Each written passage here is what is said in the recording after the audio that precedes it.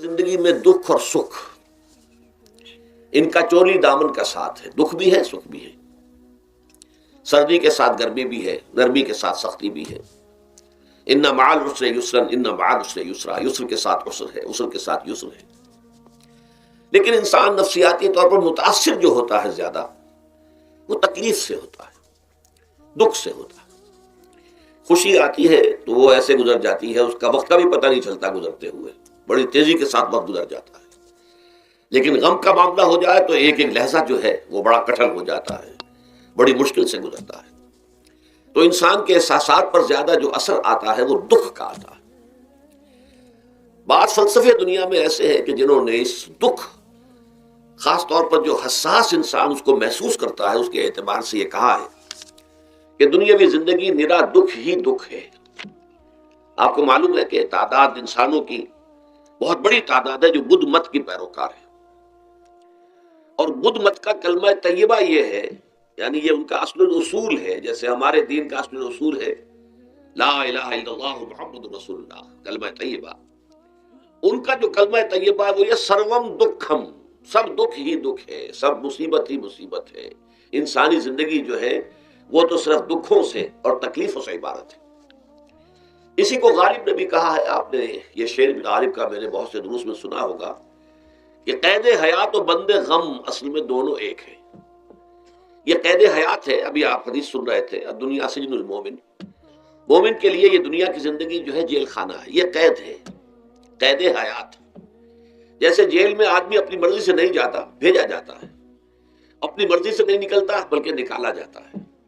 اسی طرح لائی حیات آئے قضا لے چلی چلے، اپنی خوشی سے آئے نہ اپنی خوشی چلے. تو دنیا کی زندگی جو ہے وہ واقعتاً ایک اعتبار سے قید خانہ ہے. قید حیات و بند غم اصل میں دونوں ایک ہیں. جب تک یہ زندگی رہے گی غم بھی لگا رہے گا، تکلیفیں لگی رہیں گی، مصائب آتے رہیں گے، انسان کو دکھوں کا سامنا رہے گا، واسطہ رہے گا. موت سے پہلے آدمی غم سے نجات پائے کیوں؟ ظاہر بات ہے جب تک زندگی ہے تو غم ہے، تو موت سے پہلے نجات نہیں مل سکتی. اگرچہ اس کے بعد کا اگلا مرحلہ جو ہے، جو حقیقت کو جاننے والے ہیں وہ تو جانتے ہیں کہ اس کے بعد تو غم کا اور بڑا کڑا مرحلہ آنے والا ہے. اب تو گھبرا کے یہ کہتے ہیں کہ مر جائیں گے، مر کے بھی چین نہ پایا تو کدھر جائیں گے. اگر اللہ ہمیں معاف فرمائے، اپنی رحمت اور مغفرت سے ہمیں ڈھانپ لے، جیسے کہ حضور نے فرمایا الا یتغمدنی ربی برحمتہ، حضور نے فرمایا کہ کوئی انسان بھی محض اپنے اعمال کی بنیاد پر جنت میں نہیں داخل ہو سکے گا جب تک کہ رحمت خداوندی دستگیری نہ کرے. کسی صحابی نے بڑی ہمت کی، بڑے جرت کا معاملہ کیا، پوچھ لیا کیا حضور آپ بھی؟ ظاہر بات ہے آپ بھی انسان ہیں، آپ بھی بشر ہیں. قرآن مجید میں کہلوایا گیا ہے قُلْ إِنَّمَا أَنَا بَشَرٌ مِثْلُكُمْ. تو اگر آپ کہتے ہیں کوئی انسان جنت میں داخل نہیں ہو سکے گا محض اپنے اعمال کی بنیاد پر جب تک کہ رحمت خداوندی دستگیری نہ کرے، تو کیا آپ بھی اس قاعدہ کلیہ میں شامل ہیں؟ آپ نے فرمایا ہاں میں بھی. الا یتغمدنی ربی برحمتہ، جب تک کہ میرا رب مجھے اپنی رحمت سے ڈھانپ نہیں لے گا میں بھی جنت میں داخل نہیں ہو سکوں گا. تو اس اعتبار سے اللہ تعالیٰ وہاں ہمیں بچا لے. لیکن جو وہاں نہیں بچایا گیا، اب ظاہر بات ہے کہ اس کے لیے جو مصیبت ہے وہ تو پھر دائمی ہے، ابدی ہے، دکھ ہی دکھ ہے. میں اس کی طرف زیادہ جانا نہیں چاہتا. اس وقت اصل میں میرا موضوع جو ہے وہ اس دنیا میں دکھوں کا علاج. اب اس اعتبار سے غور کیجئے، دکھ دو قسم کے ہیں. قرآن مجید پر جتنا میں نے غور کیا، دکھ ایک تو وہ ہے کہ جو ناگہانی طور پر آ جاتے ہیں، اس میں ہماری کسی غلطی کو دخل نہیں ہوتا. وہ کوئی آفت سماوی ہے، کوئی زلزلہ آ گیا ہے. ابھی آپ کو معلوم ہے بھوج جو قصبہ تھا گجرات اسٹیٹ کا، انڈیا کا پورا ختم ہو گیا. اس میں بہت سے مسلمان بھی تھے. جب کوئی آفت سماوی آتی ہے تو وہ ظاہر بات ہے کہ پھر سب کے سب لوگ اس کی لپیٹ میں آ جاتے ہیں. زلزلہ آ گیا، کوئی اور طوفان آ جائے، جیسا کہ کئی مرتبہ آپ نے اخبارات میں پڑھا ہوگا، اس سال امریکہ میں بہت طوفان آئے، مشرقی ساحل پر بار بار طوفان آئے. وہاں بھی لوگ مرتے ہیں، وہاں بھی چھتیں اڑ جاتی ہیں، وہاں بھی تباہی جو ہے آتی ہے. تو اس حوالے سے ایک تو ہے وہ ناگہانی آفات، آفت ارضی ہو یا آفت سماوی ہو. زلزلہ ہے یا آفت ارضی ہے، طوفان آ گیا ہے، کوئی سائیکلون آ گیا یا آفت سماوی ہے، یا کوئی آسمان سے بڑا سا پتھر آ جائے. آپ کبھی کبھی اخبارات میں پڑھتے ہوں گے کہ ایک بڑی چٹان پاس سے گزر گئی، بہت بڑی خلائی چٹان جو ہے زمین کے قریب سے ہو کر گزر گئی، زمین بچ گئی، ورنہ اگر وہ زمین سے ٹکرا جاتی تو نہ معلوم کتنا بڑا یہاں پر تباہی کا معاملہ ہوتا۔ بڑے بڑے جو ہے شہاب گرتے رہے زمین کے اوپر، بڑی بڑی تباہیاں آتی رہی ماضی میں۔ تو ایک تو یہ ہے، اور ان میں بھی تقسیم کیجئے، یہ ناگہانی تکلیف، ناگہانی مصیبت، یا کوئی آفت سماوی یا آفت ارضی، اس کی بھی پھر دو قسمیں ہو گئی۔ ایک وہ کہ جو افراد کو متاثر کرتی ہے انفرادی سطح پر، آدمی سڑک پر جا رہا تھا، پیچھے سے آ کر کسی گاڑی نے ٹکر ماری، گر گیا، ٹانگ ٹوٹ گئی۔ اب ظاہر بات ہے کہ اس میں اس کا کوئی قصور نہیں ہے، یہ اللہ تعالیٰ کی طرف سے بات آ گئی ہے۔ یا یہ کہ کوئی اگر اجتماعی سطح پر آیا، جیسا کہ زلزلہ ہے، یا جیسا کہ کوئی سائیکلون ہے، کوئی بڑا طوفان ہے، بہت بڑے فلڈز آ گئے ہیں۔ اس وقت بھی موزمبیق میں بہت بڑا فلڈ آیا ہوا ہے، ساؤتھ افریقہ میں، اور افریقہ میں اس پچھلے سال بھی بہت بڑا فلڈ آیا تھا، بڑی تباہی آئی آ رہا۔ تو یہ آفت سماوی، یہ ظاہر بات ہے کہ اجتماعی سطح پر آتی ہے، بڑی بڑی مقدار میں اور تعداد میں لوگ متاثر ہوتے ہیں، لاکھوں لوگ بے گھر ہو جاتے ہیں، ہزاروں آدمی مارے جاتے ہیں۔ تو پہلی شکل جو ہے دکھ کی، جیسا کہ میں نے عرض کیا، وہ ناگہانی دکھ، کوئی آفت ارضی، کوئی آفت سماوی، خواہ وہ انفرادی ہو خواہ اجتماعی۔ اس کے ضمن میں کیا علاج ہے؟ ظاہر بات ہے کہ اس کا علاج یہ تو نہیں ہو سکتا کہ آپ اس کو ختم کر سکیں۔ انگریزی کا ایک محاورہ ہے، what cannot be cured must be endured۔ جو چیز جو ہے جس کا علاج نہیں ہو سکتا وہ تو برداشت کرنی پڑے گی۔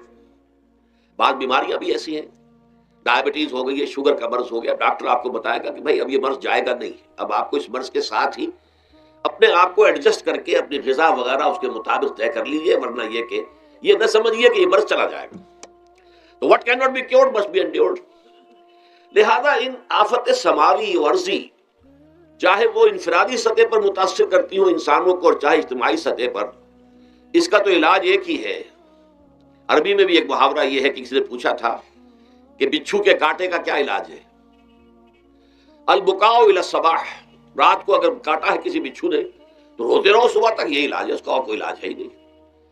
تو جو چیز لا علاج ہے اسے برداشت کرنا، گویا کہ یہاں جو اصل شے ہوگی کہ دنیاوی آفات، ارضی و سماوی آفات، ناگہانی آفات، ناگہانی مصیبتیں، ان کے ضمن میں ہمیں ایسی شے کی ضرورت ہے جو ہمارے اندر برداشت پیدا کر دے، اس کو جھیلنا آسان بنا دے، ہم اس کی وجہ سے بجھ کر نہ رہ جائیں، ہماری ہمتیں جواب نہ دے جائیں، ہمارا ارادہ ختم نہ ہو جائے، ہمارا حوصلہ پست نہ ہو جائے، بلکہ برداشت ہو، جھیلنا ہو، تحمل ہو۔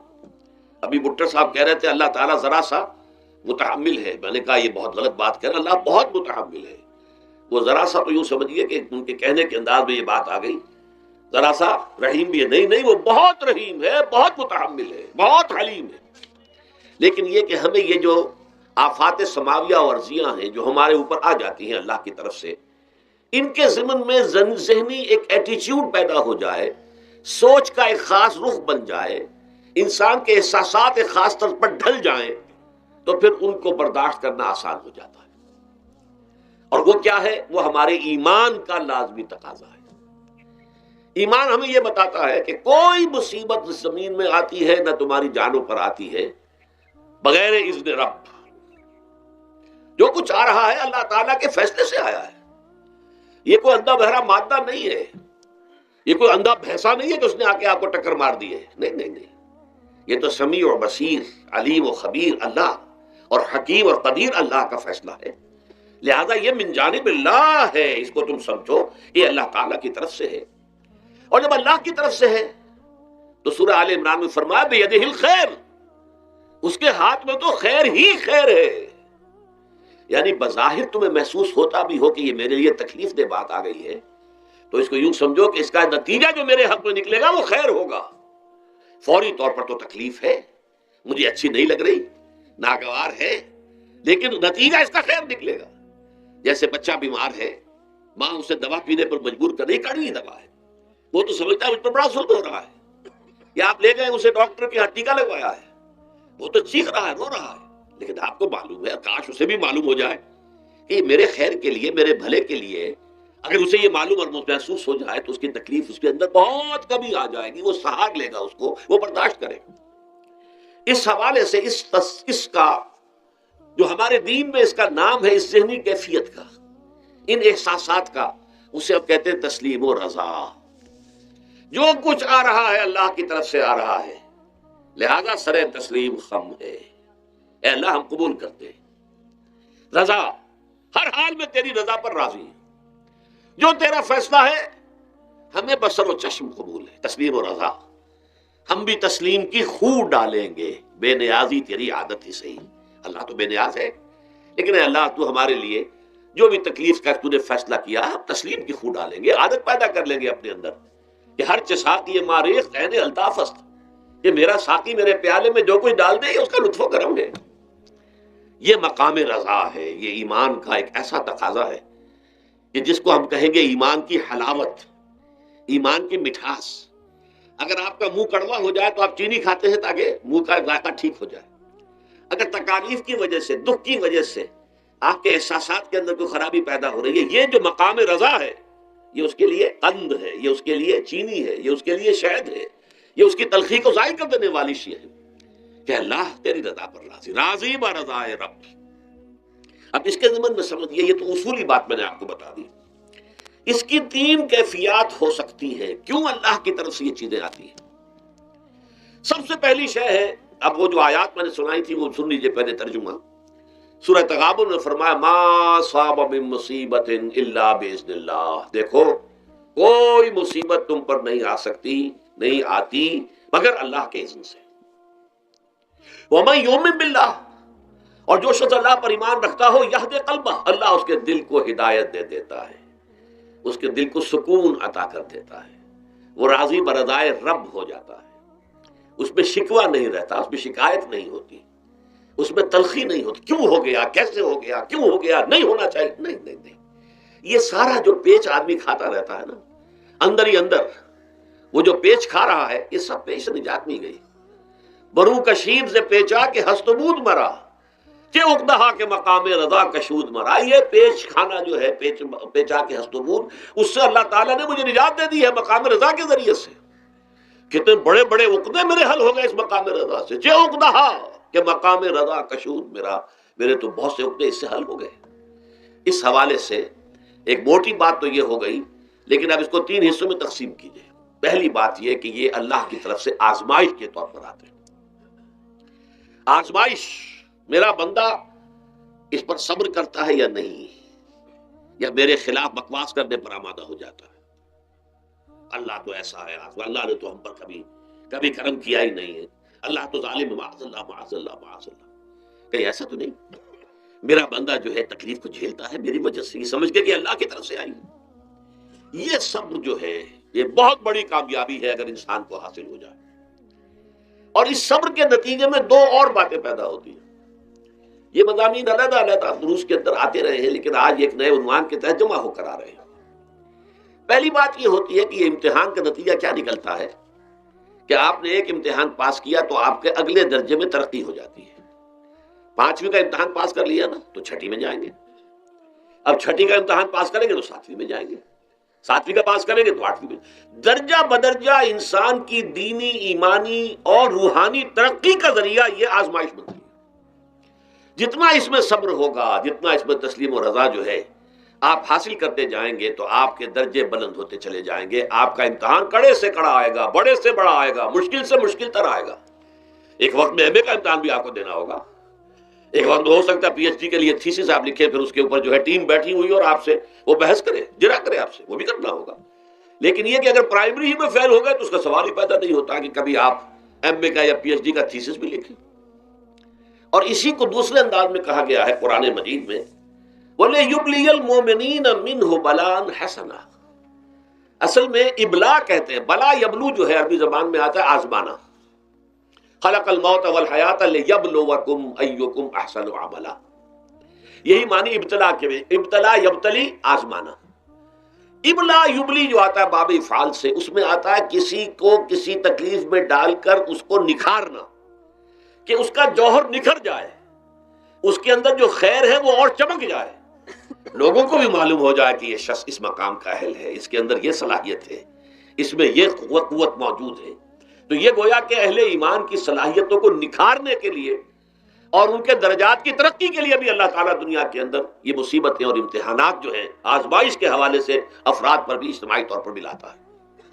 اور ایک اس کا اور بھی ہے، اہل ایمان پر اس طرح کے ابتلاء و آزمائش کی ایک نوعیت اور بھی ہے، اور وہ یہ ہے کہ جو بھی آپ سے غیر ارادی طور پر یا یہ کہ آپ نے کوئی گناہ ارادی طور پر بھی کر لیا، اللہ تعالیٰ اس کی سزا اسی دنیا میں دے کر آخرت کی سزا سے محفوظ کر دیتا ہے۔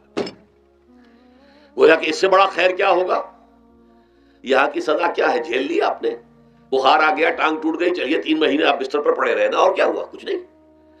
لیکن یہ کہ آخرت کی سزا ملتی بہت عظیم ہوتی، لہذا کفارہ بناتا ہے اللہ تعالیٰ ان جو بھی گناہ ہو گئے ہیں، غلطیاں ہو گئی ہیں، ان کا کفارہ اللہ تعالیٰ بندہ مومن کے لیے، حضور کی ایک حدیث ہے، اس کا متن مجھے اس وقت یاد نہیں ہے، کہ مومن کا معاملہ عجیب ہے، اس سے کوئی تکلیف پہنچتی ہے صبر کرتا ہے، اس کے گناہوں کا کفارہ بن جاتا ہے، اور اگر کوئی خوبی ملتی ہے اس پر اللہ تعالیٰ کا شکر ادا کرتا ہے، اس کے درجات بلند ہو جاتے ہیں۔ تو یہ معاملہ جو ہے اللہ تعالیٰ کی طرف سے بندہ مومن کے حق میں خیر کہ در حقیقت اس کے ان گناہوں کی پاداش کہ جو اس نے یہاں کر لیے ہیں یہی دنیا میں دے کر دھو دیا جائے، پاک کر دیا جائے۔ جیسے آپ کو معلوم ہے دھوبی جو ہے کپڑے کو بھٹی میں چڑھاتا ہے، گرم پانی میں ڈالتا ہے کہ نہیں ڈالتا، تاکہ اس کا میل نکلے، اس کے آگے پٹکتا بھی ہے ذرا اس کو تاکہ وہ میل اچھی طرح چھٹ جائے اس سے۔ اسی طرح اگر دنیا میں ہمارے میل چھٹ جائیں، دنیا میں اگر ہمارے گناہ دھل جائیں تو یہ بڑے نفع کا سودا ہے، بڑے نفع کا سودا ہے، بڑے نفع کا سودا ہے۔ اس اعتبار سے آپ غور کیجئے کہ اگر یہ حقائق ہمارے سامنے رہے تو کیا کوئی تکلیف دنیا کی ہمیں بھاری محسوس ہوگی؟ ہمیں تو بتایا یہ گیا ہے کہ عسیٰ ان تکرہوا شیئا وہو خیر لکم وعسیٰ ان تحبوا شیئا وہو شر لکم واللہ یعلم وانتم لا تعلمون۔ ہو سکتا ہے کہ تم کسی چیز کو ناپسند کرو، درا حالانکہ اسی میں تمہارے لیے خیر ہے، تمہیں نہیں پتا، اور ہو سکتا ہے تم کسی چیز کو پسند کرو، درا حالانکہ اس میں تمہارا شر ہے لیکن تمہیں نہیں معلوم۔ اللہ یعلم وانتم لا تعلمون، اللہ جانتا ہے تم نہیں جانتے۔ اس حوالے سے سپردم بتو مایا خیشرا تدانی حساب کم و بیشرا، اے اللہ، اس کو کہتے ہیں تفویض۔ یہ سورہ تغابن کے 10 میں یہ تمام مضامین تفصیل سے آتے ہیں کہ ایمان کے جو باطنی ثمرات ہیں اس میں سب سے پہلے مقام رضا ہے، پھر تفویض ہے، توکل ہے۔ آپ محنت کر رہے ہیں، محنت کر رہے ہیں، محنت کر رہے ہیں، نتیجہ نہیں نکلا۔ ایک نتیجہ یہ نکلے، ایک بچے نے بہت محنت کی، دن رات کام کیا، فیل ہو گیا امتحان، اب صدمے سے کمر ٹوٹ سکتی ہے اس کی، لیکن نہیں، ہو سکتا ہے کہ اللہ تعالیٰ نے اسی میں میرے لیے خیر رکھی ہے، اس لیے کہ ہماری محنت سے کچھ نہیں ہوگا، ہمارے مادی وسائل سے کچھ نہیں ہوگا، ہوگا اللہ کے اذن سے، اللہ کی مرضی سے، اللہ کی مشیت سے۔ یہ ہمارے لیے خاص طور پر اس اعتبار سے بہت اہم نقطہ ہے، ہم سب راہ حق کے مسافر ہیں، اپنے اپنے بس پڑتے محنت کر رہے ہیں، وقت بھی صرف کر رہے ہیں، مال بھی صرف کر رہے ہیں، محنت کر رہے ہیں، مشقت کر رہے ہیں، لیکن فرض کیجئے جیسا کہ ہے پھر واقع، فرض کیا کیجئے، وہ تو واقع سامنے کی بات ہے، نتائج نکلتے نظر نہیں آ رہے، قدم نہیں بڑھ رہے، ہماری طرف لوگوں کا رجوع عام نہیں ہے، ٹھیک ہے، اس پر قطعاً بدل ہونے کی بات نہیں ہے، یہ اللہ تعالیٰ کی مشیت میں ہوگا، جب وہ چاہے گا تب ہوگا، ہمارا کام یہ کہ اپنا فرض ادا کیے چلے جائیں بس، اور نتیجے سے بالکل ذہن کو اپنے منقطع کر لیں، ذہن کا کوئی تعلق آپ کے نتیجے کے ساتھ نہ رہے۔ یہ جب تک کیفیت ہماری نہیں ہوگی، ہم اس راہ پر استقامت اور مدام اس پر محنت اور جد و جہد کرنا جو ہے وہ ہمارے لیے ممکن نہیں رہے گا۔ اس کے لیے میں اگر آپ کے سامنے رکھوں معاملہ کہ حضور صلی اللہ علیہ وسلم کے جو پہلے 10 برس ہیں، جب سے آپ کو آغاز ہوا ہے وحی کا، اس کے بعد سے پہلے 10 برس دن رات کی محنت، شدید مشقت، یہاں تک کہ اللہ بھی روک رہا ہے، نبی آپ اپنے آپ کو ہلاک کر لیں گے، لعلک باخع نفسک الا یکونوا مؤمنین، کیا آپ اپنے آپ کو اس صدمے میں ہلاک کر لیں گے؟ یہ ایمان نہیں لا رہے، اس قدر صدمہ۔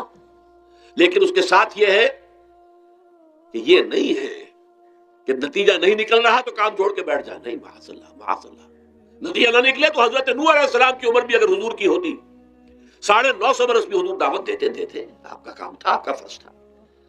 حضرت نوح علیہ السلام بھی تو آخر اللہ کے ایک بندے تھے، اللہ کے رسول تھے، 950 برس تک دعوت دی ہے، فلبث فیہم 1000 سنۃ الا 50 عاما، یہ تو ہم مانتے ہی نا، اگر قرآن کے اندر نص قطعی صریح الفاظ نہ ہوتے کہ 950 برس تک رہے، ورنہ یہ بات سمجھ سے بالا تر ہے۔ عام طور پر معلوم ہوتا ہے کہ اس دور میں ابھی عمریں زیادہ تھی لوگ، بہرحال جو میں نے عرض کیا تھا کہ دکھ جس سے انسان متاثر ہوتا ہے اس کی ایک قسم وہ ہے کہ جو ہمارے ارادہ اور اختیار سے باہر، اللہ کی مشیت سے، اللہ کے اذن سے، اللہ کی مرضی سے آتا ہے۔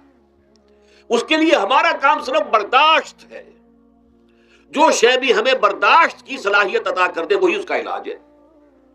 جیسے آپ کو معلوم ہے کہ بخار بہت تیز چڑھا ہوا ہے، اس کی دوا نہیں ہے اسپرین یا کوئی اور پیراسیٹامول، بخار کی شدت کو کم کر دے گا، وہ کوئی علاج نہیں ہے۔ علاج تو ہوگا اگر معلوم ہوگی کون سے جراثیم ہے، کس کی وجہ سے ہے، اس کا صحیح اینٹی بایوٹک کون سا ہے، وہ علاج ہوگا۔ یہ علاج نہیں ہے، لیکن اس کی شدت کی کمی اور اس کے اندر جو احساس ہے جھیل جانے کا، وہ انسان کے لیے آسان ہو جاتا ہے۔ یہی مضمون آیا ہے سورہ حدید میں بھی، ما اصاب من مصیبت فی الارض ولا فی انفسکم، یہاں کھول دیا اس مضمون کو۔ میں نے عرض کیا تھا نا کہ یہ آفت سماوی بڑے پیمانے پر بھی ہو سکتی ہے، زمین میں یعنی زلزلہ آ گیا، فلڈ آ گیا، طوفان آ گیا، ولا فی انفسکم، خاص تمہاری جان میں، تمہیں بخار ہو گیا، تمہیں ٹی وی لگ گئی، تمہیں کوئی اور بیماری آ گئی، تمہیں کینسر ہو گیا، معاذ اللہ ثم معاذ اللہ، ہوتا ہے، آخر ہوتا ہے، دنیا میں انسانی زندگی کے ساتھ یہ ساری چیزیں لگی ہوئی ہیں۔ لیکن یہ چیزیں ما اصاب من مصیبت فی الارض ولا فی انفسکم، نہیں پڑتی تم پر کوئی پڑنے والی کوئی مصیبت، کوئی تکلیف، نہ پوری زمین میں بڑے پیمانے پر، نہ تمہاری جانوں میں انفرادی سطح پر، الا فی کتاب من قبل ان نبراها، مگر یہ کہ وہ تو ایک کتاب میں، کتاب اللہ کے علم کی کتاب، الکتاب، اس میں پہلے سے درج موجود ہے۔ یہ الٹ اپ نہیں ہو گیا، یہ اچانک نہیں ہو گیا۔ آپ اچانک سمجھتے ہیں کہ صاحب میں تو جا رہا تھا، اچانک ٹرک نے آ کے مجھے دھکا مار دیا۔ اچانک کوئی شے یہاں نہیں ہوتی، اس کائنات میں پتہ تک نہیں ہلتا جب تک کہ اس نے رب نہ ہو۔ اچانک کا کیا سوال؟ تو در حقیقت جو ہوتا ہے وہ اللہ تعالیٰ کے علم میں پہلے سے ہے، علم کامل، ما کان و ما یکون، جو کچھ ہوا ہے، جو کچھ ہوگا، مستقبل، ماضی، کل کا کل آنے واحد میں اللہ کے علم میں موجود ہے۔ لہذا یہاں اچانک کچھ نہیں ہوتا، جو بھی آیا ہے اللہ کے علم سے آیا ہے، اور یہ پہلے سے اللہ کے علم کے اندر موجود تھا، لکھا ہوا تھا، الا فی کتاب من قبل ان نبراها ان ذلک علی اللہ یسیر۔ یہ تمہیں تو مشکل نظر آئے گا لیکن اللہ پر بڑا آسان ہے، اللہ کا علم کامل، ما کانا ما یکون کو حاوی ہے۔ لکہ لا تاسوا علی ما فاتکم، تاکہ تم افسوس نہ کیا کرو ان چیزوں پر جو تم سے چھوٹ جائیں، جاتی رہیں، چھن جائیں۔ کوئی موقع تھا ہاتھ سے نکل گیا، کوئی دولت تھی اس پر ڈاکہ پڑ گیا، کوئی اور مصیبت ہے وہ آ گئی، کوئی عزیز فوت ہو گیا، اکلوتا بیٹا تھا فوت ہو گیا، وغیرہ وغیرہ۔ ما فاتکم، فات سے ہی فوتیدگی ہے نا، جو شے بھی نکل جائے، چلی جائے، ہاتھ سے جاتی رہے، چاہے وہ کوئی آپ کا عزیز تھا جو فوت ہو گیا تو آپ کے ہاتھ سے نکل گیا، یا کوئی مال تھا جو آپ کے قبضے سے نکل گیا، ڈاکہ پڑ گیا، چوری ہو گئی، نقصان ہو گیا کاروبار میں بہت بڑا، اس پر افسوس نہ کیا کرو۔ اگر افسوس کرو گے تو اس کا مطلب کیا ہوگا کہ تمہیں اللہ پر اعتماد نہیں ہے، یا تم سمجھتے ہو کہ اللہ کے سوا بھی کوئی ہے جو یہ کام کر سکتا۔ کائنات میں تو ایک ہی کی مرضی چلتی ہے، وہ ہے اللہ۔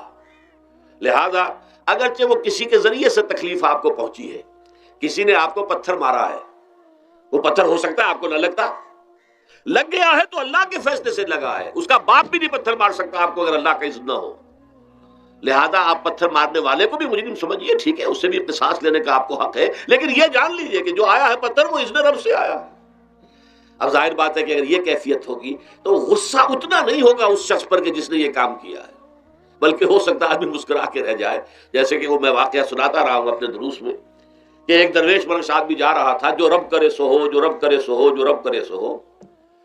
کسی شخص نے پتھر اٹھا کر دے مارا، اس کے سر پہ لگ گیا کہ اس نے پیچھے پلٹ کر دیکھا کس نے مارا ہے۔ اس نے کہا مجھے کیا دیکھتے ہو، جو رب کرے سو ہو، یہ تو رب کے مارے سے۔ اس نے کہا مجھے تو یہ پتھر رب کے مارے ہی لگا ہے، لیکن میں دیکھ یہ رہا تھا بیچ میں کس کا منہ کالا ہو گیا، اپنے لیے کس نے ایک گناہ کما لیا، اپنے لیے کس نے ایک مصیبت جو ہے وہ مول لے لی، وہ بیچ میں تم آ گئے ہو۔ پتھر اللہ کی طرف سے آیا ہے، لیکن اس کا عذاب، اس کا وبال تم پر آ جائے گا۔ بہرحال یہ تو میں نے عرض کیا آپ کے سامنے، وہ چیزیں کہ جو آ جاتی ہیں، وہ تکالیف، وہ مسائل جو اللہ کی طرف سے من جانب اللہ ہے، اس میں آپ کسی کو مورد الزام نہیں ٹھہرا سکتے، وہ آپ پر آ گیا۔ دوسری تکلیفیں وہ ہیں جن کے لیے فارسی میں کہتے ہیں خود کردہ، اپنے ہاتھوں جو مصیبتیں آتی ہیں۔ اس کے لیے میں نے آپ کو سورہ شورى کی آیت سنائی ہے، ما اصابکم من مصیبت فبما کسبت ایدیکم ویعفو عن کثیر. جو مصیبت بھی تم پر آتی ہے انسانوں، وہ تمہارے اپنے ہاتھوں کے کرتوتوں کی وجہ سے آتی ہے. اور ابھی تو اللہ بہت سی چیزوں کو تو معاف بھی کرتا رہتا ہے، ہر تمہاری غلطی پر پکڑتا نہیں ہے، ہر خطا کے اوپر تمہیں سزا نہیں دیتا ہے، کوئی سزائیں معاف بھی کرتا رہتا ہے، عفو و درگزر سے بھی کام لیتا ہے، بہت متحمل اور حلیم بھی ہے، بہت رحیم اور غفور بھی ہے اور کریم بھی ہے. لیکن یہ کہ یہ جان لو کہ ایک مصیبتیں وہ ہیں جو تمہاری اپنی پیدا کرتے ہیں، بما کسبت ایدیکم، تمہارے اپنے ہاتھوں کی کمائی. یہ کون سی خود کردہ، یہ در حقیقت ہے اجتماعی نظام جو انسان بناتا ہے. اس اجتماعی نظام کو غلط کر کے اگر اس نے اپنے لیے مصیبتیں کھڑی کر لی، مصیبت ہے لیکن یہ مصیبت تمہارے اپنے ہاتھوں کی لائی ہوئی ہے. تم نے نظام غلط بنایا ہوا ہے، تم نے دولت کی تقسیم غلط کی ہوئی ہے. اللہ نے تو رزق پیدا کر دیا اور سب کے لیے کافی ہے. یہ تم نے کیا ہے کہ ایک طرف کچھ لوگوں کے کھتے بھرے ہوئے ہیں اور ایک طرف کوئی فاقے سے مر رہا ہے. یہ خود کردہ ہے، یہ ہمارا کبھی ہے، یہ تم نے نظام غلط بنایا ہے. یہ جو نظام کے اندر خرابی ہے یہ تمہاری اپنے کرتوت ہیں. تم نے خود نظام کے اندر غلطی رکھی ہوئی ہے، ناانصافی گھولی ہوئی ہے، اس کا زہر گھولا ہوا ہے. یہ تمہارے اپنے کرتوتوں کی وجہ سے، اور اس کا علاج تمہیں کرنا پڑے گا خود. اور وہ علاج کیا ہوگا؟ اور نظام کو صحیح قائم کرو. اللہ کا دیا ہوا نظام عدل و قسط. یہی وجہ ہے کہ سورہ حدید کی جو آخری آیت میں نے پڑھی تھی وہ کیا تھی؟ اللہ تعالیٰ فرماتا کہ ہم نے تو اپنے رسولوں کو بھیجا اس لیے، کتابیں نازل اس لیے کی. لقد ارسلنا رسلنا بالبینات، ہم اپنے رسولوں کو بھیجتے رہے معجزوں کے ساتھ، واضح نشانیوں کے ساتھ. وانزلنا معهم الکتاب والمیزان، ان کے ساتھ ہم نے کتاب اتاری، میزان اتاری. یہ سارا کچھ ہم نے کس لیے کیا؟ لیقوم الناس بالقسط، تاکہ لوگ عدل پر قائم ہوں. اب اگر تم نے اس عدل کے نظام کو چھوڑ کر اللہ کے دیے ہوئے نظام کو تج کر تم نے خود اپنا نظام بنا لیا، تو ظاہر بات ہے سرمایہ دار جب نظام بنائے گا تو وہ مزدور کے بارے میں نہیں سوچ سکتا. اسے تو اپنی مصلحتیں نظر آئیں گی، اس کے سامنے تو اپنا نفع ہوگا. جتنا زیادہ سے زیادہ نفع کما لو، جتنا ان مزدوروں کا خون نچوڑ سکو نچوڑ لو. زمیندار نظام بنائے گا تو وہ بیچارے کاشتکار مزارے ہاری اس کی مصلحت نہیں دیکھ سکتا. وہ تو کہے گا مجھے اپنے بچوں کو انگلستان بھیجنا ہے تعلیم کے لیے، مجھے اپنے لیے جو ہے اسلام آباد میں بھی بنگلہ بنانا ہے اور بری میں بھی بنانا ہے، اور پھر مجھے تو ایئر کنڈیشن بنگلے چاہیے ہر جگہ پر. وہ تو اپنے مصلحت کو دیکھے گا. غریب کے ساتھ کیا بیت رہی ہے جو دن رات کی محنت اور مشقت کر رہا ہے، جس نے ہل چلایا ہے، جس نے بیج ڈالا ہے، جس نے پانی دیا ہے، جس نے فصل کی دیکھ بھال کی ہے، جس نے پھر فصل کاٹی ہے، اس کے لیے تو بمشکل 2 وقت کا گزارا، وہ بھی بمشکل. اور اس کے علاوہ نہ اس کے بچے کے لیے علاج معالجے کی کوئی سہولت ہے، نہ اس کی اولاد کے لیے تعلیم کی کوئی کا بندوبست ہے. لیکن یہ کہ اسی کی محنت کے نتیجے میں عیش اڑا رہا ہے وہ زمیندار اور جاگیردار. ان کے محل ہیں، ایئر کنڈیشنڈ ہیں، ان کے بچے انگلستان اور امریکہ میں تعلیم حاصل کرتے ہیں. اب آگے بڑھ کر انہوں نے کارخانے دار بھی وہ بن گئے. وہی لوگ ہیں کہ جو اعلیٰ تعلیم حاصل وہ کرتے تھے وہی بیوروکریٹس بنتے ہیں، انہی میں بڑے بڑے افسر آئیں گے. عام آدمی جو ہے وہ تو شاذ نکل آتے ہیں، کچھ لوگ بہت ذہین بچے بھی ہوتے ہیں، غربا کے بچے بھی ہوتے ہیں، کبھی کبھی نکل آتے ہیں. لیکن وہ تو کوئی 1-2 دانے ہوں گے ایسے جو بہت ہی انتہائی طور پر غیر معمولی طور پر ذہین ہو. عام بچہ کہاں کرے گا، کیسے جائے گا؟ لہذا وہ پیچھے رہ جائے گا. وہ جونیئر کلرک ہوگا یا بہت تیر مارے گا سینئر کلرک ہو جائے گا، اپر گریڈ کلرک ہو جائے گا، لوور گریڈ کلرک سے بڑھ کر. اللہ اللہ خیر صلی اللہ. یہ کمشنر کون ہوں گے، ڈپٹی کمشنر کون ہوں گے؟ یہ تو ظاہر بات ہے اسی. سیکریٹری کون ہوں گے؟ یہ 22 گریڈ والے کون ہوں گے؟ 21 گریڈ والے کون ہوں گے؟ ان کی اکثریت انہی لوگوں میں سے ہوگی. اس حوالے سے یہ جو غلطی، یہ جو دکھ ہے، یہ دکھ تمہارا اپنا پیدا کرتا ہے. اور خود کردہ رہا علاج نہیں، اس کا علاج اور کچھ نہیں ہے جب تک کہ تم خود اپنے طرز عمل کو نہیں بدلو گے. اب یہ جو دکھ ہے میں اس میں سے چند کو آپ کے سامنے گنوانا چاہتا ہوں. دیکھیے، سب سے پہلا دکھ جو دنیا میں انسان نے خود پیدا کیا سماجی سطح پر، یہ پیدائشی طور پر نیچ ہے اور یہ پیدائشی طور پر اونچا ہے. یہ مسلی ہے اور یہ سید ہے. ہمارے ہاں تو پھر بھی اللہ کا فضل ہے کہ اتنا زیادہ فرق و تفاوت نہیں. ہندوؤں میں یہ شودر ہے اور یہ برہمن ہے. علم حاصل کرنا برہمن کا حق ہے، شودر کا حق ہی نہیں ہے. اور شودر کے کان میں اگر اشلوک بھی پڑ جائے کہیں بغیر ارادے کے، کہیں جا رہا تھا اور کہیں گیتا کے اشلوک ہو رہے تھے، اس نے سن لیے، تو اس کی سزا کیا ہے؟ سیسا جو ہے اس کو پگھلا کر اور وہ اس کے کان میں ڈال دیا جائے تاکہ سماعت ہی ختم ہو جائے۔ دنیا میں یہ کس نے کیا بھائی؟ یہ خود انسان نے کیا۔ یہ ظلم انسان اپنے اوپر ڈھا رہا ہے، یہ اونچ نیچ اس نے خود بنائی ہے۔ ہمارے ہاں بھی ہے، اتنی نہیں ہے۔ مصلی کا کیا مقام ہے آپ کے معاشرے میں؟ سید کچھ بھی ہو، بدمعاش ہو، زانی ہو، سید ہے، اسے تو جھک کر اس کے گوڑے کو ہاتھ لگائیں گے۔ لیکن یہ کہ دوسرا شخص جو ہے مصلی، کتنا ہی نیک ہو، بھلا ہو، پارسا ہو، وہ برابر جو ہے چارپائی پر بھی بیٹھنے کا حقدار نہیں۔ یہ ساری اونچ نیچ ہم نے پیدا، اللہ نے نہیں کیا تھا۔ اللہ نے تمام انسانوں کو مساوی پیدا کیا۔ اللہ کے رسول یہ فرما کر گئے، لا فضل لعربی علی عجمی ولا لعجمی علی عربی ولا لأحمر علی اسود ولا لأسود علی احمر الا بالتقوى کلکم بنو آدم وآدم من تراب۔ دیکھو کسی عرب کو کسی اجمی پر فضیلت نہیں ہے، کسی اجمی کو کسی عرب پر کوئی فضیلت نہیں ہے، کسی گورے کو کسی کالے پر فضیلت نہیں ہے، کسی کالے کو کسی گورے پر فضیلت نہیں ہے، الا بالتقوى۔ یہ اگر فضیلت ہے تقوی، کون خدا ترس زیادہ ہے، کس کے اخلاق زیادہ بلند ہیں، کون نیک اور پارسا زیادہ ہے، کون لوگوں کی خدمت زیادہ کرتا ہے، اس کے اعتبار سے درجہ بلند ہوگا۔ پیدائشی طور پر تمام انسان بالکل مساوی ہے۔ پھر ہمارے معاشرے میں جو ظلم ہوتا ہے، دو طبقات ہیں جو حضرات سورہ نساء پڑھتے ہیں، اس میں سب سے پہلے دو طبقات جو کہ گرے ہوئے تھے اس معاشرے میں اور آج بھی گرے ہوئے ہیں، ایک یتیم اور ایک عورت۔ ان دونوں کے لیے ابتدائی سے سورہ نساء کے اندر جو ہے احکام آئے تو ان کے بارے میں آئے۔ یتیموں کو ان کا مال ہڑپ کر جانا، ان کو دھکے دینا۔ ارأیت الذی یکذب بالدین فذلک الذی یدعو الیتیم ولا یحض علی طعام المسکین۔ تم نے کبھی غور کیا اس شخص پر جو کہ جزا و سزا کا منکر ہے؟ وہی ہے کہ جو یتیم کو دھکے دیتا ہے۔ یتیموں پر ظلم ہوتا ہے، وہ آپ کے معاشرے میں پستے ہیں، پٹتے ہیں، ان کا کوئی والی وارث نہیں، ان کی طرف سے کوئی پوچھنے والا نہیں، کوئی بولنے والا نہیں۔ اور پھر یہ کہ اگر اس کا باپ کو مال چھوڑ گیا ہے تو وہ چچا کھا جائیں گے، کوئی اور ولی کھا جائیں گے، ختم کر دیں گے، ہڑپ کر جائیں گے۔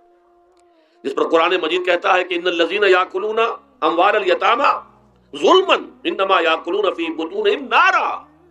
یقیناً وہ لوگ جو یتیموں کا مال ناحق ہڑپ کرتے ہیں وہ اپنے پیٹوں میں آگ کے انگارے بھر رہے ہیں۔ بس یصلون سعیرا۔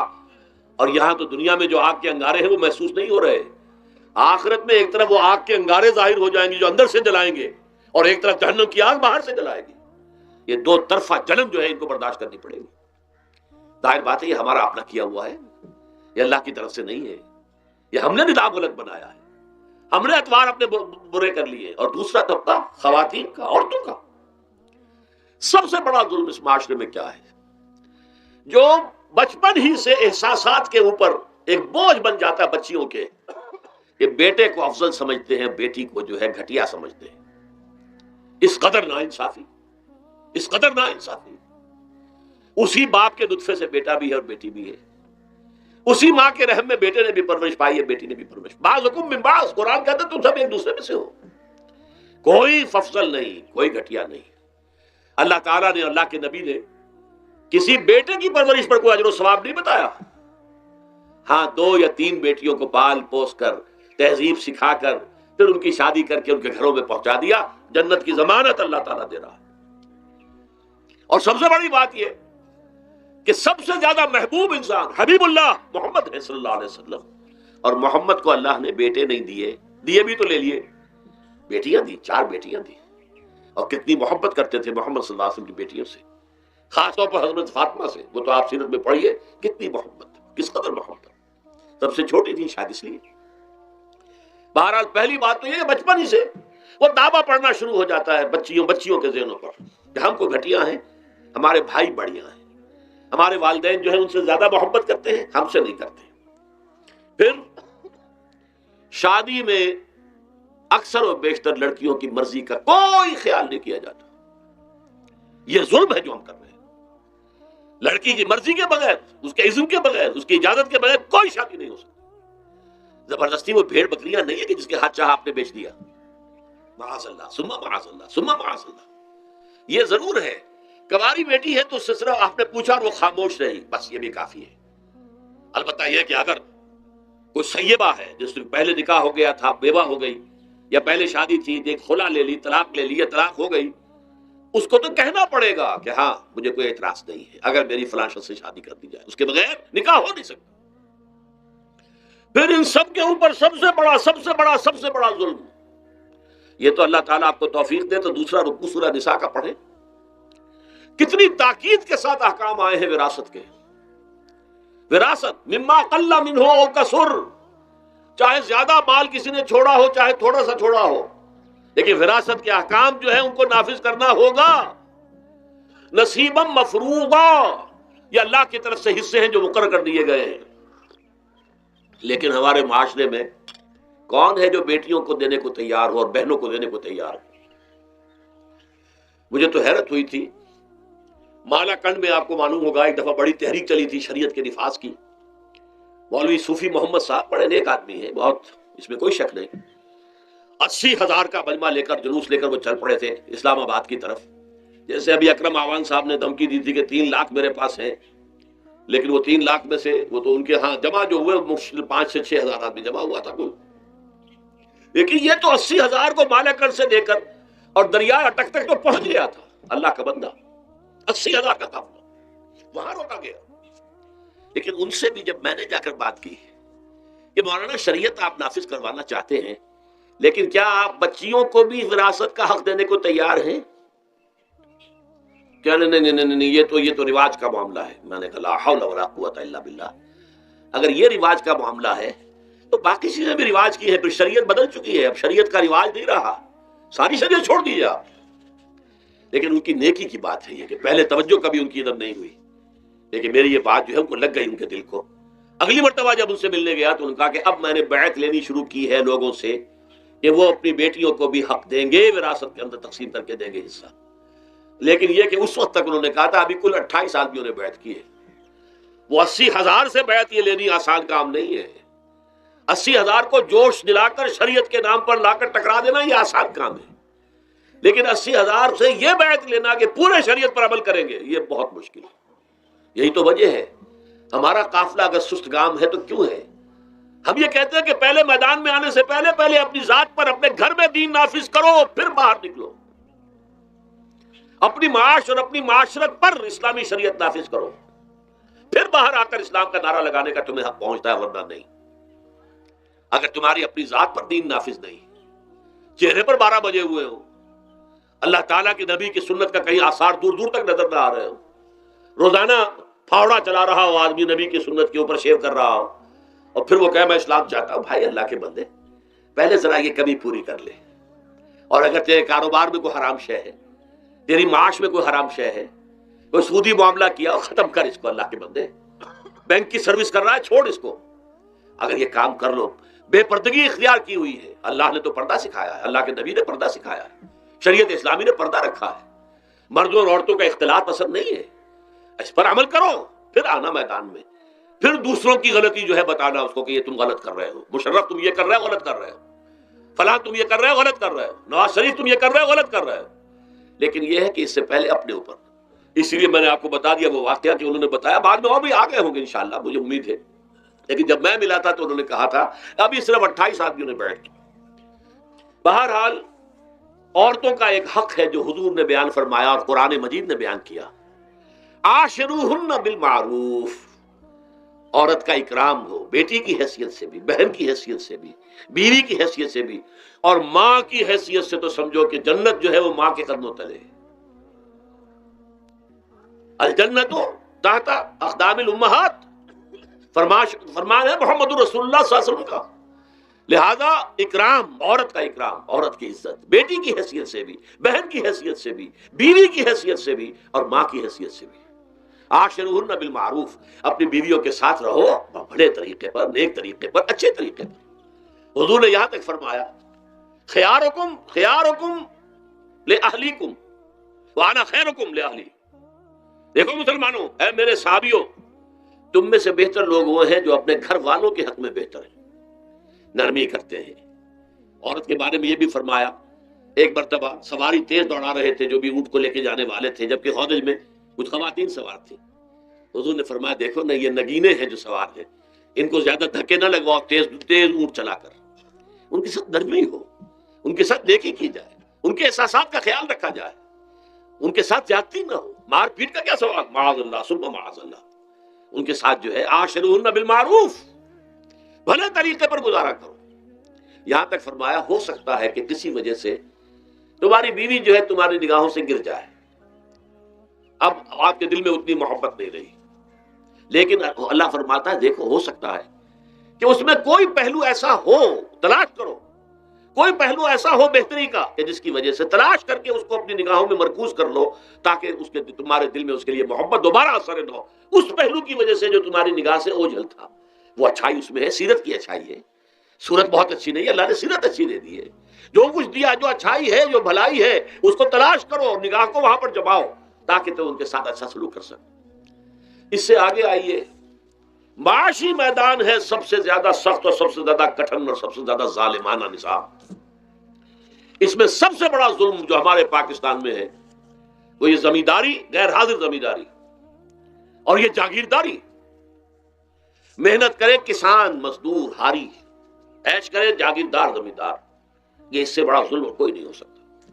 اور چونکہ ہماری معیشت بنیادی طور پر زرعی معیشت ہے، ہمارا تو زیادہ تر جو آبادی کا طبقہ ہے وہ کاشتکار ہے، لہذا سب سے بڑا ظلم جو ہو رہا ہے وہ در حقیقت یہ زمینداری، غیر حاضر زمینداری اور جاگیرداری۔ اب اس میں سمجھ لیجئے اس بات کو اچھی طرح، کتنا بڑا ظلم ہے۔ ایک شخص خود شہر میں رہ رہا ہے، لاہور میں، ساری سہولتیں اسے حاصل ہیں، کتنی سہولت ہوتی ہے، ٹوٹی کھولی اور پانی آ رہا۔ دیہات میں جا کے بیچارے کاشتکار کو مانگ ہو سکتا ہے کہیں سے دور سے پانی کھینچ کر لانا پڑتا ہو کسی کنویں سے، کہاں اسے یہ سہولت ہے کہ ٹوٹی کا کان مروڑا اور پانی حاضر، کہاں یہ سہولت ہے کہ بجلی کا بٹن اوپر سے نیچے کیا اور بکا روشن ہو گیا۔ یہ ساری سہولتیں بھی لے رہا ہے اور وہ تنخواہ بھی لے رہا ہے کوئی، یا کوئی کاروبار بھی کر رہا ہے، اور ایک زمین اس کے پاس ہے، فلاں ضلع میں میرا رقبہ ہے، اس رقبے پر جو کاشت کر رہا ہے آ کر اس کی کمائی میں سے، اس کی فصل میں سے آدھا بٹا کر لے جاتا ہے۔ کیا حق پہنچتا ہے اسے؟ یہ مزارعت جو ہمارے ہاں جس کو جائز قرار دے دیا گیا، یہ دور ملوکیت میں جائز قرار دیا گیا۔ بادشاہت جو ہے وہ چلتی تھی، جیسے آپ نے کن کھجورا دیکھا ہے نا، اس کے بہت سی ٹانگیں ہوتی ہیں، کن کھجورے کی کتنے پاؤں ہوتے ہیں، سینکڑوں۔ ایسے بادشاہوں کے یہ پاؤں ہوتے تھے، جاگیردار، 3000 منصبدار، 5000 منصبدار، 20,000 منصبدار، 30,000 منصبدار، یہ جاگیردار، بڑے بڑے علاقے ان کے پاس ہے۔ اب ظاہر بات ہے کہ وہ خود تو کاشت نہیں کر سکتے نا، انہیں تو مزارع چاہیے، لہذا مزارعت کے جائز ہونے کا فتویٰ دیا گیا۔ جب اسلام میں بادشاہت آ گئی، ملوکیت آ گئی اور جاگیرداری آ گئی، جو ملوکیت کے پاؤں ہے وہ کنسلے کی طرح، کن کھجورے کی طرح اس کے پاؤں ہیں، تو وہ تو جاگیردار ہے۔ یہ ہے جس کی وجہ سے امام ابو حنیفہ نے کہا مزارعت حرام ہے، جس کی زمین ہے وہ کاشت کرے، یا حضور کی حدیث ہے کہ چاہے اپنے بھائی کو دے دے تو ایک دانہ لینے کا حقدار نہیں۔ اگر تو تمہارا کوئی اور ذریعہ معاش نہیں ہے تو ٹھیک ہے، جاؤ کاشت کرو، تمہارا کوئی اور ذریعہ معاش ہے، تمہارا کاروبار ہے، تمہاری دکان چل رہی ہے، تم ملازمت میں ہو، تمہیں تنخواہیں مل رہی ہے، تمہارا پروویڈنٹ فنڈ بھی جمع ہو رہا ہے، تمہیں تو تمہارے ریٹائرمنٹ کے بعد وہ پینشن بھی مل جائے گی، اور اس کے ساتھ ساتھ تم نے یہ ظلم روا رکھا ہوا۔ زمین اگر ہے یا تو جاؤ کاشت کرو، ورنہ یہ کہ اس زمین کو دے دو اپنے کسی بھائی کو، ملکیت تمہاری رہے گی، کاشت وہ کرے گا تو جو فصل ہوگی اس کی برداشت بھی وہی کرے گا، وہی لے کر جائے گا۔ یہ فتویٰ ہے امام اعظم امام ابو حنیفہ رحمۃ اللہ علیہ کا، یہی فتویٰ ہے امام مالک، امام دار الحجرہ، امام مدینہ، امام مالک رحمۃ اللہ علیہ کا، دونوں کا فتویٰ یہ ہے، اور عظیم ترین یہی دو ہیں، اولین بھی یہی دو ہیں، عظیم ترین بھی یہی دو ہیں۔ امام شافعی بھی شاگرد ہیں امام مالک کے، امام احمد ابن حنبل شاگرد ہیں امام شافعی کے۔ ٹاپ پر کون ہے؟ امام ابو حنیفہ، ان کے شاگردوں میں قاضی ابو یوسف اور امام محمد امام ظفر، ادھر امام مالک، ان کے شاگردوں میں پھر امام شافعی، پھر ان کے شاگرد امام احمد ابن حنبل۔ ٹاپ پر دونوں یہ کہہ رہے ہیں کہ حرام، مزارعت حرام، جس کی زمین ہے خود کاشت کرے۔ یہاں یہ ہے کہ خود کاشت نہیں کر سکتا تو اپنے بھائی کو دے دے، بس ٹھیک ہے، اس میں سے کوئی حصہ لینے کا وہ حقدار نہیں ہے۔ جو محنت کرے، جو خون پسینہ اپنا لگائے، وہی اس سے ساری جو ہے آمد بھی اس کو حاصل ہونی چاہیے۔ یہ مجھے حال ہی میں، یہ آپ کے علم میں ہونا چاہیے، یہ فتویٰ دیا ہے قاضی ابو یوسف اور امام محمد نے، مزارعت حلال ہے، جائز ہے۔ شرطیں لگائی انہوں نے کہ بیج بھی زمیندار دے، کوئی جانور وغیرہ ہے تو وہ بھی زمیندار کا ہو، اگر کوئی ٹریکٹر ہے تو اس کی بھی پیمنٹ جو ہے زمیندار کرے، یہ ہے شرطیں۔ یعنی اس کا کوشش کی ہے کہ اس جاگیرداری کا ڈنک جو ہے کم ہو جائے، اس مزارعت کے اندر جو مضرت ہے وہ کم ہو جائے، لیکن یہ کہ اصلاً اسے جائز قرار دے دیا۔ ہمارے ہاں کون شرطوں کو کون دیکھتا ہے، آداب کو کون دیکھتا ہے، قواعد و ضوابط کو کون، ہنیئن مریا، جیسے کہ ماں کا دودھ پیتے ہیں ایسے ہی یہ مزارعت کی جو آمدنی ہے اس کو کھا رہے ہیں۔ حرام ہے، حرام ہے، حرام ہے۔ حال ہی میں ابھی ملاقات ہوئی میری مولانا زاہد الراشدی صاحب، آپ کے بہت قریب گوجرانوالے میں جو اس کی سب سے بڑی مسجد ہے اس کے خطیب ہیں، انہوں نے بتایا ملا علی قاری نے بھی یہ لکھا، جو بہت بعد کے حنفی جو ہے وہ فقیہ ہے، کہ دلائل تو وہی ہیں جو امام ابو حنیفہ نے دیے ہیں، دلائل تو ان کے ساتھ ہیں، لیکن مصلحت ہے جو جس کے تحت یہ فتویٰ دیا گیا۔ یہاں تک کہ مولانا شبیر احمد عثمانی کے ساتھ دستے راز سمجھ لیجئے، ظفر احمد عثمانی رحمۃ اللہ علیہما، انہوں نے بھی یہ لکھا ہے کہ دلائل تو امام صاحب کی رائے کے حق میں جاتے ہیں، لیکن یہ کہ ہمارے ہاں تقلید کا ایسا ایک قلادہ گردنوں میں ڈال لیا گیا ہے، کیونکہ ہمارے بزرگوں نے فتویٰ دے دیا، قاضی ابو یوسف نے امام اور قاضی اور امام محمد نے، لہذا فتویٰ تو اسی پر چلے گا۔ میں نے ان سے بات کی ان کا ڈٹ کر، میں نے کہا میدان میں آئیے، ناکام کیجیے، جب تک یہ مزارعت ختم نہیں ہوتی ہے، جب تک جاگیرداری اور زمینداری ختم نہیں ہوتی ہے، اس ملک میں کوئی سیاست صحیح آ ہی نہیں سکتی۔ یہ سیاست تو وڈیروں کا، جاگیرداروں کا، بڑے بڑے زمینداروں کا کھیل ہے۔ یہ آپ نے پتہ نہیں نام سنا ہے کہ نہیں، میوزیکل چیئرز گیم، یہ ہوتا ہے ان کا کھیلنے والوں کا، بہت زیادہ دولت والے جو ہیں ان کا کھیل ہے، ان کو کام تو کوئی کرنا نہیں ہوتا، جاگیردار ہے اسے کوئی کام کرنا، وہ بیٹھ کر ایک کلب بنا رکھی ہے، یہ پارلیمنٹ کیا ہے، کلب ہے، وہاں بیٹھ کے وہ اپنا وقت گزاری کرتے ہیں، یہ پوائنٹ آف آرڈر آ گیا ہے، اور یہ جو ہے ہماری حقوق جو ہے پریویلیج موشن آ گئی ہے، وہ کرتے نہیں گفتگو بیٹھ کر۔ تو یہ جان لیجئے کہ یہ ظلم کس نے کیا ہے، یہ خود کردہ ہے، یہ ہم نے اس نظام کو برداشت کیا ہوا ہے، جب تک ہم نہیں اٹھیں گے یہ نظام ختم نہیں ہوگا۔ خود کردہ کا علاج خود ہی کرنا ہوگا۔ یہ غلط نظام جو چلا آ رہا ہے، جب تک کہ اس کو ہم بدلیں گے نہیں، اس کو ختم نہیں کریں گے، اس وقت تک یہ ظلم کیسے ختم ہوگا۔ اس سے آگے آئیے، ایک ہے کارخانے دار، کارخانے دار کو اور مزدور کو آپ نے چھوڑ دیا کہ باہم طے کریں۔ کارخانے دار کہتا ہے میں تو صاحب آپ کو 15 روپے دوں گا، کام کرنا ہے تو کریں، نہیں کرتے تو نہ کریں۔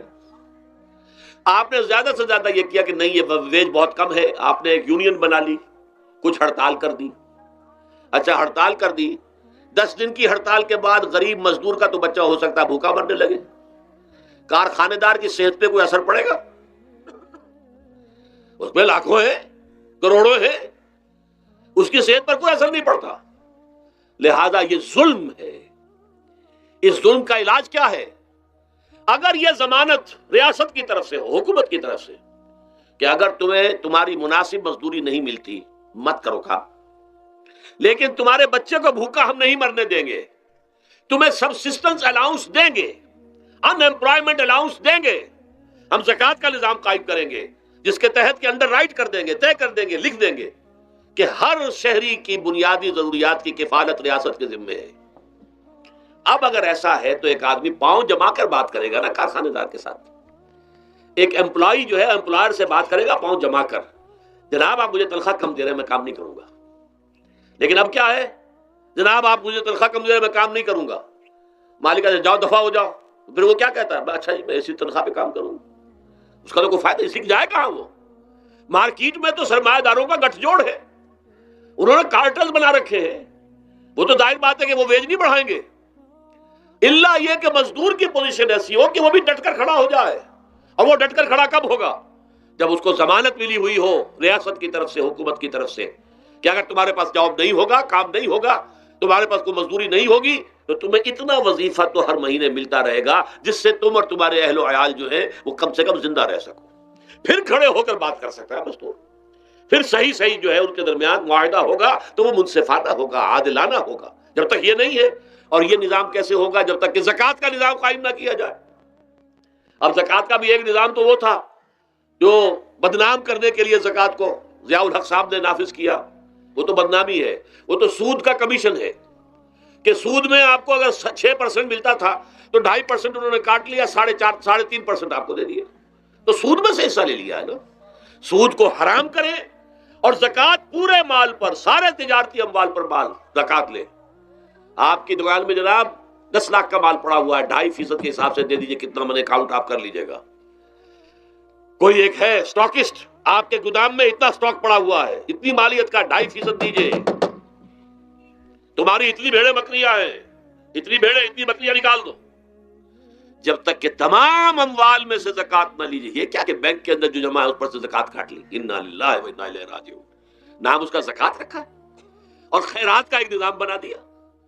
کچھ خیرات اور کچھ سیاسی جو ہے اپنا ہتھ کنڈا، کہ وہ ان کے ناظمین زکوٰۃ جو بن رہے ہیں اور زکوٰۃ کونسلیں بن رہی ہیں، وہ سب کون ہیں؟ جو ہمارے سیاسی طور پر ہمارے ساتھی ہیں، ہمارے ورکرز ہیں، اور پھر جتنے غبن ہوئے ہیں اور جتنا اس نے مس اپروپریشن، سب کو معلوم ہے ہمارے معاشرے میں۔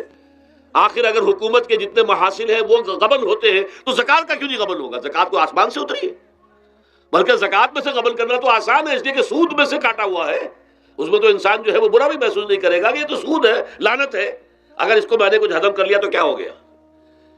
جب تک کہ یہ دو نظام نہیں آئیں گے، اور تیسرے یہ کہ سود کے ذریعے سے جب تک کہ یہ ظلم، سود کا نتیجہ کیا نکلتا ہے؟ اصل میں ہمارے عام آدمی سمجھتے ہیں سود کہ اچھا ہے جی، کیا ہے، ایک آدمی نے پیسے جمع کرائے ہیں، اب اسے ہر مہینے اتنا پیسہ مل رہا ہے۔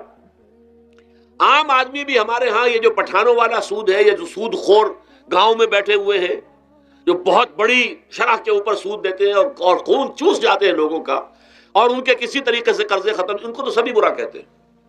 کوئی ایک آدمی بھی آپ کو نہیں ملے گا کہ جن کے لیے کلمہ خیر کہے، ان کے لیے کسی نرمی کا یا ان کے لیے کسی بھی آسانی کا کوئی مطالبہ کرے۔ البتہ یہ جو بڑا سود ہے، بینک کا سود، کاروباری سود، اس کی شناخت لوگوں پر واضح نہیں ہے۔ یہ ایک بہت بڑے پیمانے پر یہ برائی جو ہے آپ کو انڈیویجول پر نہیں نظر آ رہی۔ انڈیویجول تو بظاہر سمجھتا ہے ایک فرد، بھائی ٹھیک ہے، مجھے دکان کے لیے مجھے قرض چاہیے تھا، مجھے قرض مل گیا، میں اپنا کاروبار کر رہا ہوں، تو میں جو کمائی کر رہا ہوں اس میں سے بینک کو بھی حصہ دے رہا ہوں اپنا، اس کا سود کا، اس میں کیا خرابی ہو گئی؟ اس کی خرابی سمجھ میں آتی جب آپ کو معلوم ہو اسی سود کے ذریعے سے دنیا میں اس وقت ایک چھوٹی سی اقلیت ہے، کل 1 کروڑ یا 1.25 کروڑ یہودی، اور پوری دنیا کی دولت کے اوپر قابض ہو کر بیٹھ گئے۔ یہ سارا وہ بینکنگ نظام جو یہودیوں نے بنایا، یہ IMF ورلڈ بینک، جس کے ہم اس وقت غلام بن کر رہ گئے۔ ہمارا چیف مارشل ایڈمنسٹریٹر اسے کہیں یا چیف ایگزیکٹو کہیں، ہمارا تو حکمران ہے، ہمارا بادشاہ ہے اس وقت، اور وہ بادشاہ سلامت کہتے ہیں کہ یہ IMF اور ورلڈ بینک کے لوگوں کے گوڈے ہمیں پکڑنے پڑتے ہیں، گوڈے گٹے، کیوں؟ ہم غلام ہیں ان کے، اور ہم جکڑے ہوئے ہیں سود کے اندر۔ پوری دنیا کو یہودی سود خوروں نے در حقیقت اپنے شکنجے میں جو جکڑا ہے، جس طریقے سے کہ ان کو اپنے اندر ایک اپنے پورے ہتھ کنڈوں کے اندر جو باندھ کے رکھ دیا ہے، یہ سود کے ذریعے سے۔ اور اس کا نتیجہ کیا نکلتا ہے؟ دیکھیے، امریکہ میں کہتے ہیں بڑی جمہوریت ہے، لوگ ووٹ دیتے ہیں، لیکن حقیقت ہے کہ لوگ جانتے ہوں کہ دیو استبداد جمہوری قبا میں پائے کو، تو سمجھتا ہے یہ آزادی کی ہے نیلم پری؟ ہم نے خود شاہی کو پہنایا ہے جمہوری لباس، جب ذرا آدم ہوا ہے خود شناس و خود نگر۔ اب امریکہ میں اصل میں کیا ہے؟ امریکہ میں کیپٹلسٹ کا نظام ہے۔ یہ حکومت کس کی ہے؟ سرمایہ داروں کی ہے۔ جو کروڑ پتی نہ ہو وہ الیکشن نہیں لڑ سکتا، اور کروڑ پتی جو ہے اپنے پیسے کی بدولت وہ صحافیوں کو خرید لے گا، ٹیلی ویژن چینلز خرید لے گا، وہ لوگوں کے ذہنوں پر چھا جائے گا، آ جائے گا۔ یہ گورنمنٹ آف دی کیپٹلسٹ ہے، ناٹ عوام۔ یہ دھوکہ ہے، فریب ہے سرمایہ داروں کا۔ وہاں وہ جاگیردار اس طرح کے نہیں ہیں، سرمایہ دار ہیں۔ وہاں جاگیرداری کی وہ حیثیت نہیں رہی، اس لیے کہ ان کے تحت آدمی نہیں ہوتے۔ وہ تو اگر بڑے بڑے رینچ ہیں، بڑے بڑے اگر فارم ہیں، تو وہاں بھی آپ کو معلوم ہے کہ چونکہ مشینوں کے ذریعے سے بوائی بھی ہو رہی ہے اور ہل بھی چل رہا ہے مشینوں سے، بوائی بھی مشینوں سے، کٹائی بھی مشینوں سے، تو زیادہ انسان کی ضرورت ہی نہیں رہی۔ لہذا وہ سیاسی نظام وہ نہیں ہے جو یہاں کا ہے، لیکن وہ زمیندار بھی وہاں کا کیپٹلسٹ ہے، نظام کیپٹلسٹ کا ہے۔ تو در حقیقت یہ ڈیموکریسی جو ہے، اس سے جو کہتے ہیں government of the people by for the people, نہیں، گورنمنٹ آف دی کیپٹلسٹ، سرمایہ دار کی حکومت ہے۔ اور سرمایہ دار جو ہے اس نے اپنی کلب بنائی ہوئی ہے، بیٹھا ہے، پارلیمنٹ ہے، یہ کانگریس ہے، یہ سینٹ ہے، یہ سرمایہ داروں کی کلب ہے۔ باقی عوام کے لیے وہاں کیا ہے؟ واقعہ یہ ہے کہ عام آدمی امریکہ کا بھی یہ ضرور ہے کہ بنیادی ضرورتیں محنت کر کے خون پسینہ ایک کر کے اپنی وہ حاصل کر لیتا ہے، لیکن بہت نچلی سطح پر ہے. عام آدمی وہاں بھی بہت نچلی سطح پر ہے. اور ایسے لوگ ہیں معدود گنتی والے جو 40-50 بلین کا ایک چیک لکھ سکتے ہیں. وہ سب یہودی ہیں. ہاؤس آف روتھ چائلڈس، ہاؤس آف گولڈ سمتھس، یہ سٹی بینک جو یہاں بھی آ گیا ہے اپنی ساری گندگیاں پھیلانے کے لیے، سٹی ہاؤسز اور سٹی کار، یہ کیا ہے؟ یہ جکڑ لینا ہے آپ کو. آپ کو ذرا سا دھوکہ دیا، جاؤ جی لے لیجیے کوٹھی لے لیجیے، ہم آپ کو قرض دیتے ہیں. آپ پھول گئے، اتنی بڑی کوٹھی کا میں مالک ہو گیا. اب جب اس کا قرض دینے کا چکانے کا معلوم ہوا کہ میں تو غلام ہو کر رہ گیا ہوں، جو کماؤں وہ سارا کا سارا ان کی قسط کے اندر چلا جائے گا. اور اگر خدا نہ خواستہ کہیں ڈیفالٹ کر گیا تو جتنا میں نے دیا تھا وہ بھی ہضم، اور مکان وہ ضبط کر کے اور نیلام کر دیں گے. اللہ اللہ خیر. لیکن وقتی طور پر ذرا سا دھوکہ جو ہو جاتا ہو، دیکھو اتنی بڑی کوٹھی کا میں مالک ہو گیا، دیکھو اتنی لمبی کار میرے پاس آ گئی، دیکھو فلاں شے میں نے حاصل کر لی، لیکن اس کا نتیجہ جو نکلتا ہے وہ تو وہاں والوں سے پوچھئے جس طریقے سے کہ وہ غلام بن کر رہ جاتے ہیں، وہ مزدور بن کر رہ جاتے ہیں. جیسے بھٹوں میں آپ نے دیکھا ہے، بھٹوں میں جو مزدور ہوتے ہیں وہ بکے ہوئے ہوتے ہیں، وہ غلاموں کی طرح ہوتے ہیں. ان کو بلکہ لوگ ایک دوسرے سے خرید کر لے کر جاتے ہیں. ایک بھٹے والا آتا ہے اور دوسرے بھٹے کی جو مزدور جو غلام ہے ان کو وہ وہاں کی پیمنٹ کر کے اور لے جاتا ہے. وہ بالکل ان کے سرس کی طرح ہے، ان کے غلاموں کی طرح ہے. یہ ساری جو میں نے آپ کے سامنے گنوائی ہے، یہ در حقیقت نوع انسانی کو جو تقسیم کیا گیا، انگریزی میں آپ کہتے ہیں ہیو اور ہیو ناٹس. قرآن نے اس کے لیے کیا لفظ استعمال کیا؟ محرومین اور مترفین. اور ان مترفین کی وجہ سے اللہ کا عذاب آتا رہا دنیا میں. ان کے گلچھرے ابھی بسنت منائی، کس نے منائی؟ یہ لکھپتی کروڑ پتی ہیں، انہوں نے عیش کیے ہیں، راتوں کو نیند حرام کی ہے لوگوں کی، یہ بسنت منا رہے ہیں. کیا ہو رہا ہے؟ در حقیقت یہ وہی ہے مترفین. سورہ بنی اسرائیل میں فرمایا جب ہم یہ فیصلہ کر لیتے ہیں وَإِذَا أَرَدْنَا أَن نُهْلِكَ قَرْيَةً أَمَرْنَا مُتْرَفِيهَا فَفَسَقُوا فِيهَا فَحَقَّ عَلَيْهَا الْقَوْلُ فَدَمَّرْنَاهَا تَدْمِيرًا. جب ہمارا فیصلہ ہوتا ہے کہ کسی بستی کو، کسی علاقے کے لوگوں کو ہلاک کر دیں، تو مترفین جو ہے دولت مند لوگوں کو ہم حکم دے دیتے ہیں، آزادی دے دیتے ہیں، ان کی لگام ڈھیلی کر دیتے ہیں، اس میں فسق و فجور کا بازار گرم کر دیتے ہیں. اور جب پورا فسق و فجور کا بازار گرم ہو جاتا ہے، اچانک ہماری پکڑ آتی ہے، دمرناہا تدمیرا، ہم اس کو پٹخ کر رکھ دیتے ہیں، ٹکڑے ٹکڑے کر دیتے ہیں. یہ مترفین. اور دوسری طرف محرومین. اسی طریقے سے مستضعفین اور مستکبرین. ایک طرف مستکبرین ہے، ہاٹی پیپل، جو کہ پارلیمنٹ میں جاتے ہیں، جو جاتے ہیں سینٹ کے اندر بیٹھتے ہیں، جن کا ایک طبقہ ہے، وہ ایک علیحدہ ہی ہے، ان کی سوسائٹی علیحدہ ہے، ان کے تہوار علیحدہ ہیں. نیو ایئرز نائٹ پر جو کچھ یہ کرتے ہیں بدماشیاں، اس کا ذرا سا آپ کو اندازہ بہرحال دیہات کے رہنے والوں کو نہیں ہے. لاہور اور کراچی کے لوگوں سے پوچھئے کیا ہوتا ہے، اسلام آباد کے لوگوں سے پوچھئے، پشاور اور کوئٹے کے لوگوں سے پوچھئے. یہ سب در حقیقت مستضعفین ایک طرف، مستکبرین دوسری طرف، محرومین ایک طرف اور مترفین ایک طرف. یہ سوسائٹی کو تقسیم کر کے، اور پھر تقسیم کرو اور راج کرو، ڈیوائڈ اینڈ رول. یہ آپس میں ٹکرائیں گے، آپس میں لڑیں گے، تم ان سب کے اوپر حکومت کرو. اب ظاہر بات ہے کہ اس کا علاج میں نے عرض کیا تھا نا کہ پہلے قسم کے دکھ تو وہ ہیں جو من جانب اللہ آتے ہیں، اس کا تو سوائے برداشت کے کوئی مادہ نہیں، کوئی اس کا اور ہمارے پاس چارہ نہیں. لیکن برداشت کا حوصلہ بڑھانے کے لیے وہ ساری باتیں ایمان کے ذریعے سے ہمیں ملتی ہیں. لیکن یہ جو خود کردہ ہے، اپنے غلط نظام کی وجہ سے جو دکھ ہم نے پھیلا رکھا ہے، جو محرومی پھیلا رکھی ہے، جو بھوک پھیلا رکھی ہے، جو لوگوں پر ظلم کا جو ہے بازار گرم ہو رہا ہے، چاہے وہ سماجی سطح پر ہے، گھروں میں ہے، چاہے بازاروں میں ہے، چاہے مارکیٹوں میں ہے، چاہے کھیتوں میں ہے، چاہے کارخانوں میں ہے، یہ سب ہمارے غلط نظام کا نتیجہ ہے، یہ اللہ کی طرف سے نہیں ہے. وما اصابکم من مصیبت فبما کسبت ایدیکم، یہ تمہارے اپنے ہاتھوں کی کمائی ہے، تمہارے اپنے ہاتھوں کے کرتوت ہیں، تم نے غلط نظام کو قبول کیا ہوا ہے. اب اس کا علاج کیا ہوگا؟ اب علاج ایسے ہوگا جد و جہد کے ذریعے سے اس نظام کو ختم کیا جائے.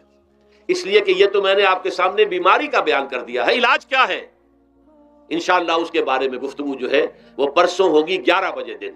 اقول قولی ھذا واستغفر اللہ لی ولکم ولسائر المسلمین والمسلمات.